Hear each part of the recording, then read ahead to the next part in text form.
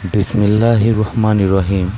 সুপ্রিয় দর্শক মণ্ডলী, SR মেডিসিন বিডি চ্যানেলের পক্ষ থেকে আপনাদের সবাইকে জানাই আসসালামু আলাইকুম।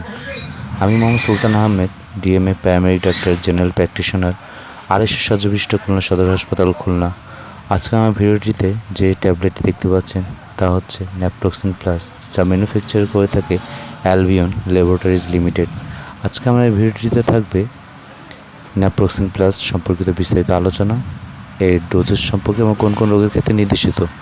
যারা আমার চ্যানেলটিকে এখনও সাবস্ক্রাইব করেনি, দয়া করে আমার চ্যানেলটিকে সাবস্ক্রাইব করে দেবেন এবং পাশে থাকা বেল আইকনটি ক্লিক করে দেবেন, যাতে করে আমার তৈরিকৃত সকল আপডেট আপনাদের কাছে সবার আগে পৌঁছে যেতে পারে। তাহলে শুরু করা যাক আজকের ভিডিওটি।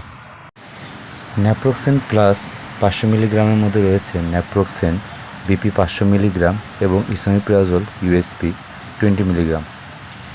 এই ট্যাবলেটটি সাধারণত osteoarthritis, rheumatoid arthritis, osteoporosis, low back pain, traumatic pain, postmenopausal pain এর ক্ষেত্রে দারুণ কাজ করে থাকে।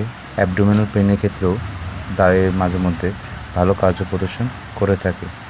এই ওষুধটি সাধারণত আমরা সকালে একটি, রাতে একটি খাবার পর সেবন করতে পারি। তবে ন্যাপ্রোক্সেন প্লাস 500 অ্যাডাল্টদের জন্য নির্দেশিত হয়ে থাকে। এই ওষুধটির মধ্যে অতিরিক্ত গ্যাসের ওষুধ অ্যাড করা আছে, যার কারণে এর জন্য গ্যাসের ওষুধ না খেলেও চলে, তবে একটি অ্যান্টি আলসারেন্ট এর সাথে খাওয়াটা উত্তম।